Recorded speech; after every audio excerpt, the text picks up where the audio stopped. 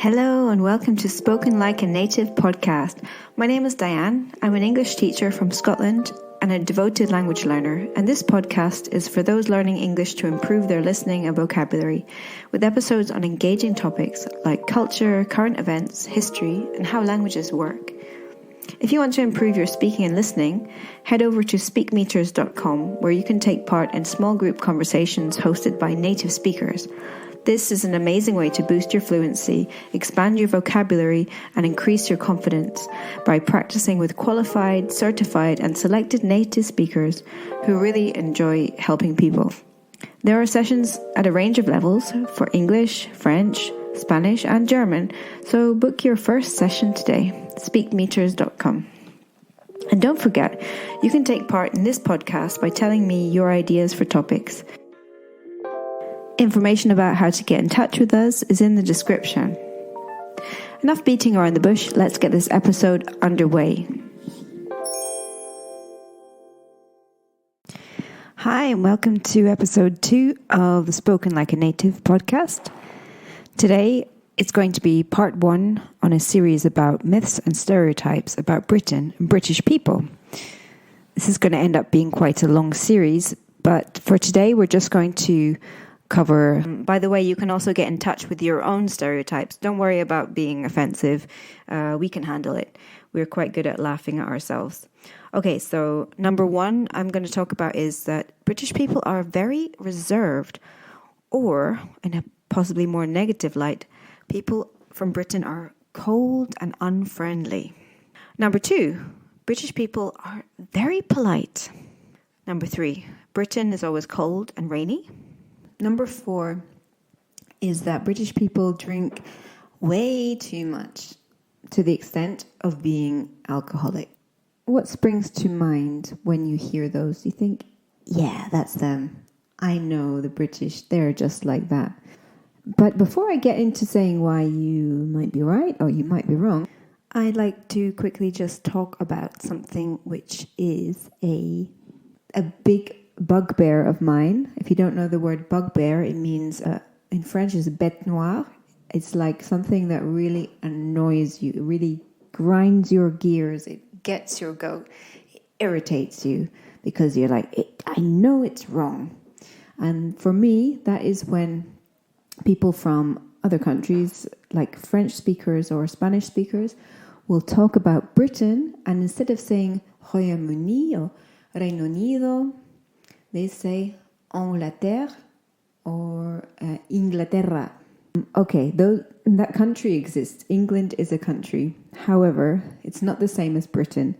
So for a person who comes from Britain, you have to know where they come from before you call them English. Now, you might be very good with accents. You might know some information about them and say, okay, that person is from London. They're from, I don't know, Cornwall, they're from Liverpool. Okay, you know they're English.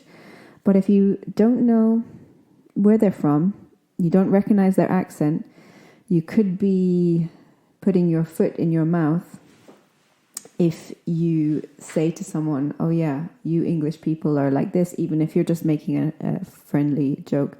I talk about living in England or English culture, English customs, because it's not England, it's Britain. And Britain is united in many cultural aspects. But what makes us work as a nation is that we have different identities. Even to each individual region of the individual countries, they have their own identity. I'm from Scotland. I was born in Scotland. I lived in various other countries when I was a young child.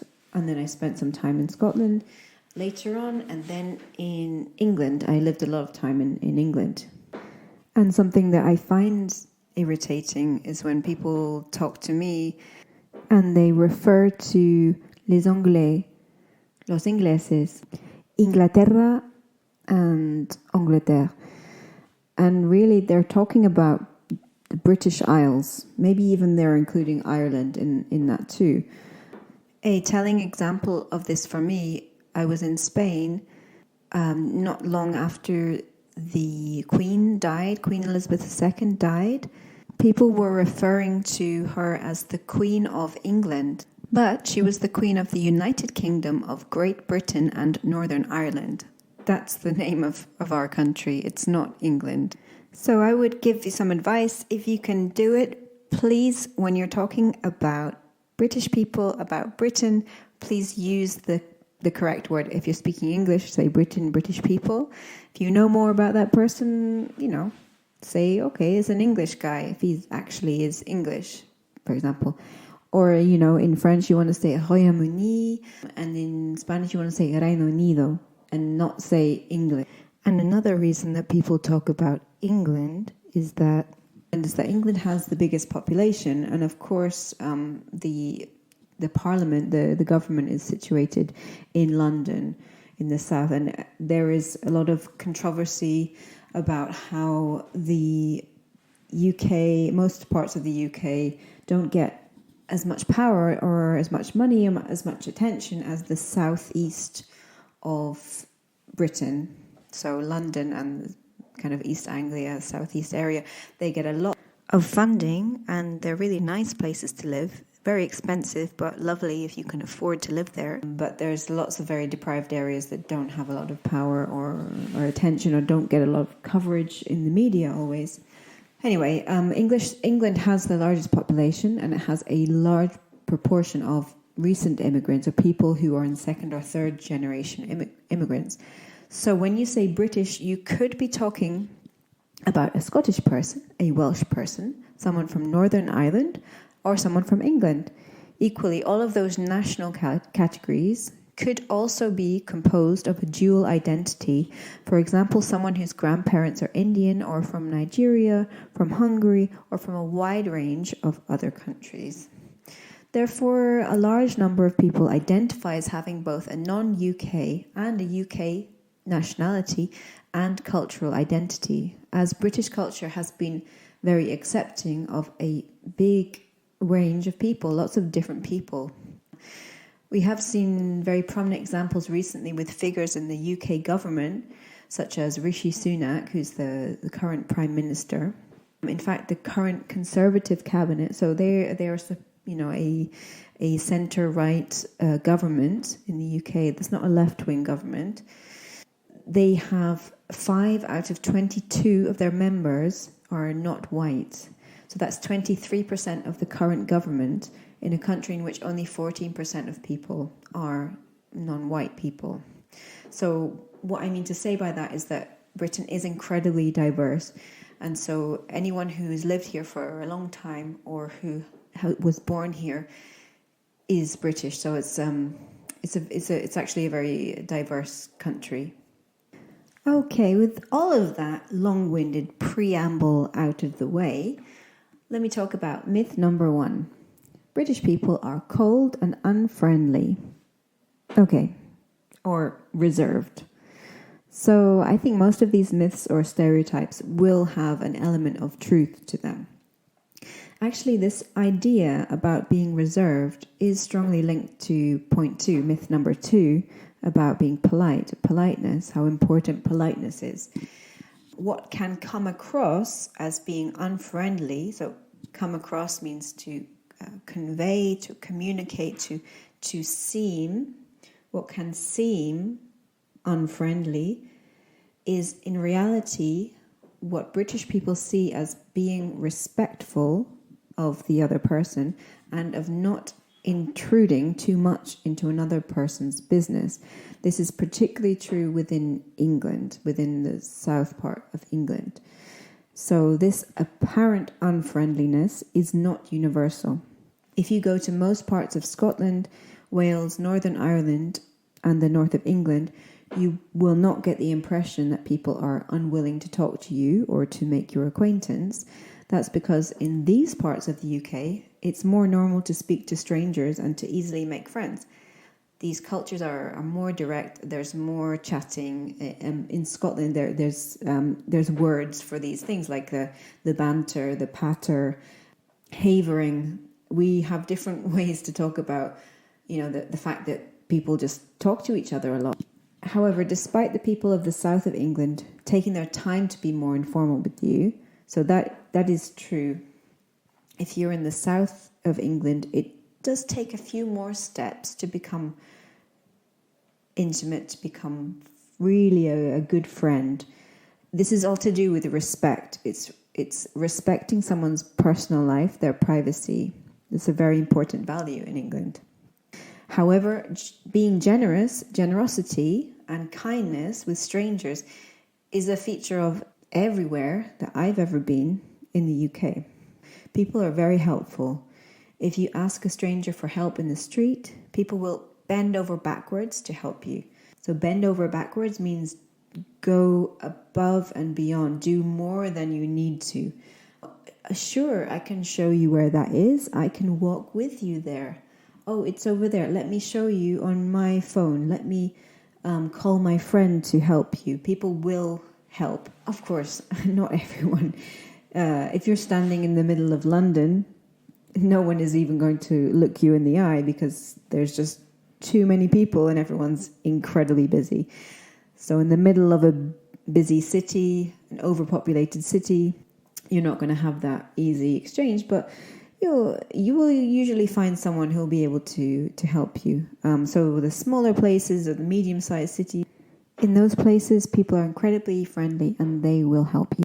So this British reserve is also known as the stiff upper lip, which is not something that most people nowadays really subscribe to, but it's a pretty classic trope. And that's something connected, I think, to do with the Victorian era and to do also with the First World War and the Second World War, where there was a lot of difficulty and people had to put a brave face on things, and it was believed that you should hold back your emotions, because by sharing your emotions, if you were upset, you would be affecting other people too much.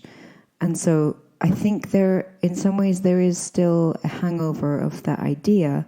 You know, if we really compare, okay, I do think that British people are not as reserved as they have an impression for, and, you know, especially in Scotland, Ireland, and Wales, people are more open about emotions, but still, I think there's definitely a hangover from this idea of the stiff upper lip and being able to keep control.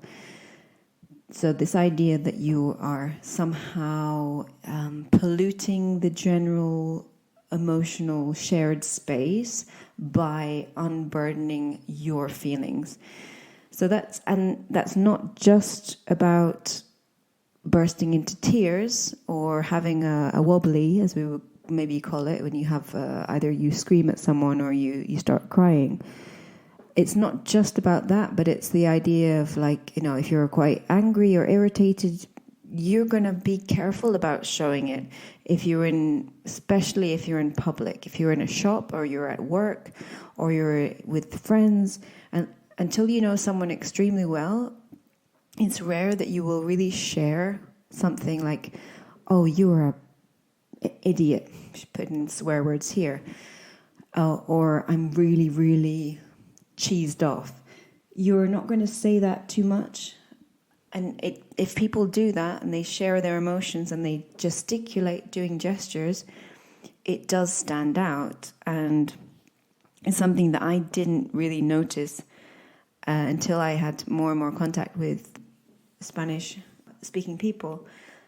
And now living in Spain, I notice it a lot more, that there is a lot of much more openness, much more easiness to show, oh, I'm super duper happy. Oh, I'm really, really unhappy. I'm really angry. You're great, or you're an idiot. In Britain, we tend to hide these feelings or translate these feelings through different kinds of language structures, or by just keeping things to ourselves and hoping that the other person will self-reflect and think better of their actions. But of course it doesn't really work like that, but for us, I think we find it more comfortable for people to sit and stew in silence, knowing that someone's annoyed about something, and we kind of work out what's going on privately, rather than one person exploding, because that becomes very embarrassing for us. Okay, myth number 2 is very much related to this, okay? The idea that British people are extremely polite. Okay, so it links on to what I was saying about not wanting to burden other people with your emotions. If you're angry or you're really excited, it's a bit upsetting of the general peace. So there is a bit of an imperative in the culture to be a bit more understated. So, how are you doing? Yeah, I'm okay, thanks. I'm not too bad. This not too bad is very typical British. Can't complain. Not too bad. I'm still alive. Maybe make a joke about how, everything's not really awful, rather than say, oh, I'm super duper great. I'm amazing. I'm wonderful, which is something you would hear more in the USA, for example. They're a culture where it's much more important, or it's more valued to say, I'm doing amazing. So there's a couple of more aspects I'd like to talk about in relation to the politeness that make Britain different from other countries. So one of them is about public displays of affection. So as you probably know, when we meet people, new people, we don't kiss on the cheek. We don't kiss on 2 cheeks. We actually nowadays don't usually shake hands unless it's a business event or perhaps a job interview. You might shake the person's hand, but usually there's no pressure to touch anybody. There are some sections of society, I would say, that do like to kiss each other on the cheek or give each other a hug. There's lots of different parts. As I mentioned at the beginning, we have amazing cultural diversity. So, there will be people who are much more touchy-feely. But in general, we meet people, we don't touch. Sometimes people rarely have eye contact, but that's possibly a bit on the extreme side. So what I found for me as a British person being in Spain, and the fact that when you meet new people in Spain, you are supposed to touch them in some way, even give them a kiss on the cheek or 2 kisses, it's actually something that's really quite difficult as a British person because it feels really unnatural. And I've been thinking a lot about why it feels unnatural. And it's to do, I think, with different perceptions and different cultures of your personal space. So if I go in to give you a kiss, if I don't know you, it's like I'm breaking this invisible barrier and I'm going too close into your personal space. And of course, at the same time, I don't know you, so I'm entering into an unknown area. And, for British people, we don't tend to let people in that close until we know them very well. So whereas I think in Spain, in Italy, and I'm not so sure about France, but I think it's similar. It's this indication of, okay, we're going to get things off to a good start by giving a kiss or shaking hands or something, some kind of conviviality. Whereas in Britain, it's more, okay, I acknowledge you, I'm going to leave you alone. So you notice this about personal space if you're in a shop, for example. You need something on a shelf which is next to someone who's browsing there. And you can't just reach. If you're going to be very close to that person, if you're going to touch them or have a chance of being close to them, you should say something first. You should either wait for them to finish or say, excuse me, do you mind if I get in there?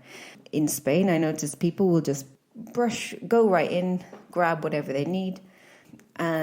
Or if you kind of bump into someone by accident, they'll say, ooh, perdona.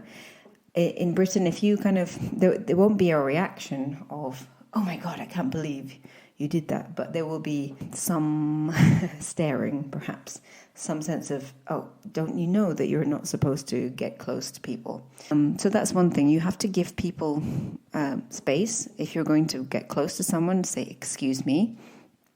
And sort of it's a bit like an asking permission. Like, do you mind if I blah, blah, blah? Can I just blah, blah, blah? And maybe 99 times out of 100, the person's going to say, sure, okay. Oh, I'm sorry. Oh, I'm sorry.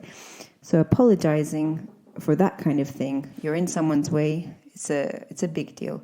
Apologizing in general is a massive thing in the UK. You apologize for everything. And all of these things are related to not imposing yourself too much on other people. It can come across, I think, in all the examples that I'm giving, the people are a bit more in their own little world, and it takes a while for people to form bigger groups or closer relationships. But yeah, it's a sense of when you're apologizing, you're saying, I didn't mean to affect your day in a negative way. Whether it's, oh, sorry, I was using something that you needed. There's this deference towards other people, this kind of needing to be thoughtful about what other people might need, which is, I think, is very valuable, and it's something that I'm kind of quite proud of. But at the same time, it can get escalated to, some people take it too far and they never do anything for themselves. They never ask for their own needs. And that can turn into a kind of passive aggression, either being completely passive or being passive aggressive.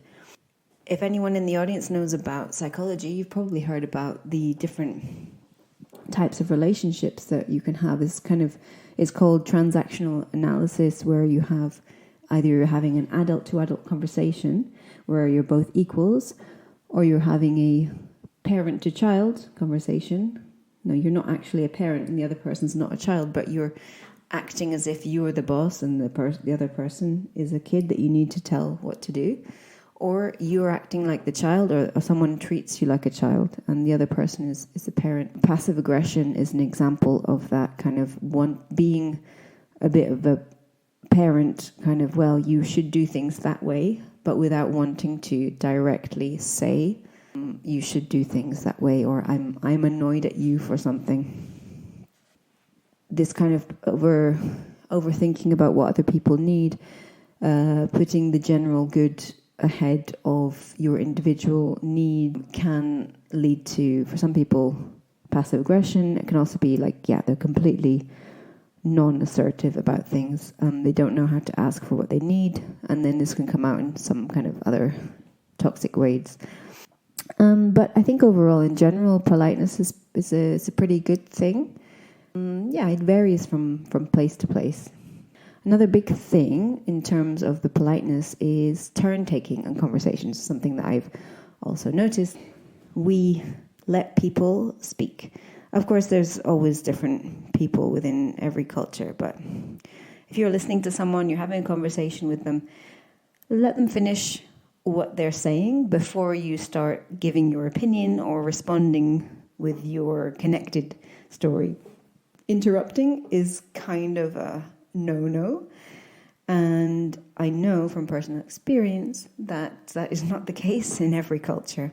In many places it's completely fine to interrupt. In fact, it's the only way to speak is to interrupt, because if you don't interrupt, the other person will keep speaking forever. But in Britain, you just need to wait and the person will stop after a while. There'll be a little gap and then you can speak. So we like to give people a bit of space. Again, I'm just going to add this disclaimer again that I am just one person. I think I know what I'm talking about in terms of being British, having experience with British people and people with other cultures. But these are just my opinions at the end of the day. So if you're a British person and you're really open and you talk about your emotions and you don't care about politeness and you love to interrupt other people, well, you do you. Finally, at long last, let's get past the politeness, the reserve, the unfriendliness, and get to some other topics. So what was number 3 again? Oh yeah, Britain is always cold and rainy. Of course, you know what I'm going to say. The truth is more complicated than that. So if we talk about the south of England, we'll find temperatures in the summer which are much warmer, much milder. I remember being in Cambridge in recent summers where it was really hot. It was quite exceptionally hot for the UK, to be honest. But it got up to, I think, 38 degrees in the summer, and all the grass everywhere was completely yellow. And the UK is quite a humid country, so it was pretty hard work. So in the south of England especially, yeah, it can be pretty warm not most of the, there are cold parts of the winter and the autumn. But in the summer it can get pretty hot and, not rain for a long time. However, the further north we go, the colder it's likely to get in autumn and winter, and it won't get hugely warm in the summer either. It will get milder. So when we talk about the temperature not being too cold, we call it mild. It's very mild today. And if you want to talk about it actually being cold, you can say, oh, it's a bit chilly. It's a bit nippy out. It's a bit chilly today.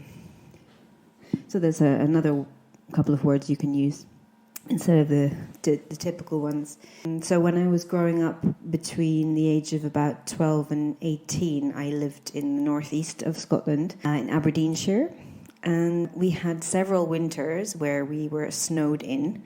So that's when, you open the door and there's just snow outside covering your door. So you have to start digging a pathway. The roads are all blocked, and eventually the local council will come around to clear everything, and they put down the salt. It's called grit, so that you can walk or the cars can drive. But yeah, that's after a bit of work, It would usually snow in Aberdeenshire. It would usually snow in the winter, but it wasn't always to extremes. But yeah, I remember opening the door and there being about 4 or 5 feet of snow. What's that in centimeters? I guess 150 centimeters or something like that of snow. We even had a Christmas where we had a power cut. So we had no electricity. And I remember taking our dogs to the golf course, the local golf course, because it was a great place for them to run around and for us to go sledging. It's really cute to see dogs in the snow. They go crazy. They love it. And my poor mum had to cook a Christmas meal for 6 people on a set of gas hobs. So the thing that you cook on top of, if you go onto your oven, not inside the oven, but on top, where you're going to boil water or maybe fry something, that's called a hob. So when we could say it's a gas hob if it's powered by butane gas, or an electric hob if it's one of those flat plates. And yes, in Scotland, Wales, and the north of England, probably Northern Ireland as well, it does rain quite often. But, however, I did some research quickly, nothing in too much detail, and the rainfall, if we take an average for the UK, is the same, very similar to France. So to say that the UK is a wet country, it depends on what you're comparing with. If you're comparing with Brazil or, Saudi Arabia, then of course it's a very wet country. But if you're comparing within Europe, there's not much, too much of a difference there. But the defining feature of UK weather, I think, is that it's very changeable. So that means that it's unpredictable.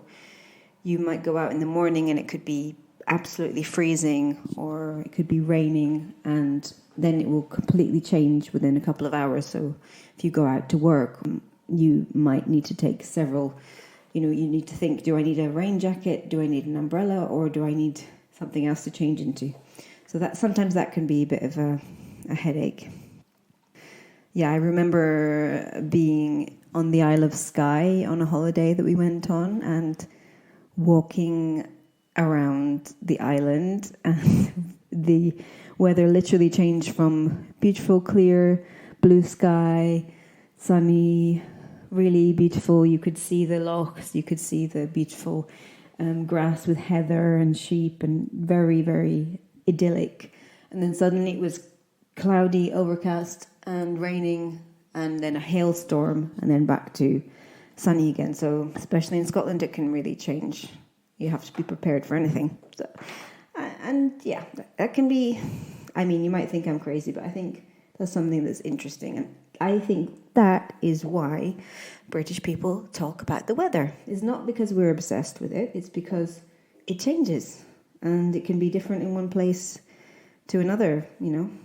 But in general, you know, as we can see in a lot of places throughout the globe, the summers seem to be getting warmer and the springs and autumns are getting a bit milder.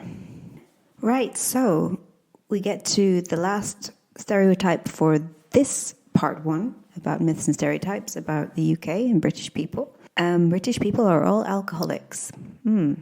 So where does that come from? We have an image of people between 18 and 25 on holiday in Magaluf or Ibiza, Tenerife, getting absolutely wasted and behaving pretty badly. So there are those people who do that. There's also, you know, there's a quite funny TV programs you can watch in the UK which show like what goes on at the weekend in various town centres. But those are people that obviously that's not everybody. I think the UK does have a problem with drinking. It does have a problem with binge drinking. But is it specific to the UK? I'm not so sure. So the idea of British people drinking loads, drinking excessively, it's a stereotype which has, it's an exaggeration with a grain of truth to it. So most stereotypes have something true which is then exaggerated and made more extreme for fun or to differentiate. As with most Western countries, drinking is a major part of social life and has been for centuries. In fact, in the past, before everyone had safe drinking water, the reason that we had such a thing as a pub, which means public house, is that it was a place you could go and drink something, and the water that had been made into beer was safer to drink because it had been distilled than the water that you would get in your bathroom. So it's funny to think about that, you know, in the sort of Shakespearean times and even later, that most people were walking around just slightly tipsy, a little bit drunk almost all day. You know, it's not a strong beer. They would give something called small beer, which is very, very weak, which is just kind of like, you know, having a cup of tea. So people would drink that instead of, you know, you couldn't go and buy a bottle of water or turn the tap and get fresh water that wasn't going to give you cholera or dysentery or something. There's a lot of risk involved with the water system, as in I'm sure in many countries. So yeah, the public house, the pub, it was a place you could get something to drink which wasn't going to kill you. How ironic. So I think binge drinking is thought to be perhaps a bigger phenomenon in the UK than in other countries. But actually, as a teacher meeting lots of people from different countries around Europe, for example, it seems clear that among young people in almost every country, getting absolutely hammered, drunk, another word for drunk, we have lots of words for drunk, at the weekend is a rite of passage in most countries. So it's something that you have to do. It's a part of growing up is to drink a lot. I have left a few links in the description, which should be quite interesting if you want to do your own research about where you come from. That includes one for a fascinating world map, which shows alcohol consumption marked on a country-by-country basis. So that's really interesting. And we see that worldwide, UK is slightly higher than average, but we see obviously the average is brought down by countries where they don't drink any alcohol at all, or almost no one drinks alcohol. For example, in Muslim countries where people don't drink alcohol, or at least only a tiny minority of people would do so. And in terms of alcoholism, this idea that we're all alcoholics, according to the data, the UK does not feature in the top 10 worldwide for alcoholism. And you might be surprised, or not, I'm not sure. In fact, within Europe, the country with the highest rate of alcoholism is actually France, sorry to say. So that kills the myth that we've had in the UK for a while that, down in Europe, people are more sophisticated and they drink in a more moderate, sensible way. I think the data shows that that's not actually true. But I am not apologising for the UK's drinking culture, the UK's drinking problem. I myself don't drink alcohol, and because of that, I've had to withstand, to bear a lot of pressure and awkward situations from not drinking alcohol. I think it's definitely getting a lot better nowadays. But in many social situations, alcohol is important to allow people to express themselves and to sort of like, as I said with young people, a rite of passage. It's something that, an initiation ceremony. To get to know someone, you have to drink with them. So related to when I was talking about being overly polite and reserved, it is true that I think there are people in Britain who need to have some alcohol in their system to be their true self, if that's the right way to put it, to be more open about what they really think and to really express themselves more freely. So that's an unfortunate fact. It's not true for everyone, of course.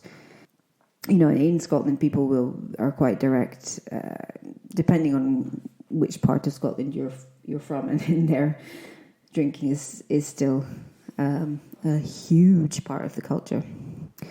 So the reason I stopped drinking is because I was noticing how toxic it was. I was at university and it was impossible to socialise without getting drunk.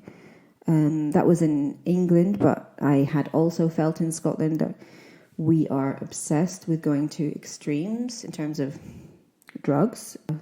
You might know that Scotland does have a problem with drug addiction, drug dependency.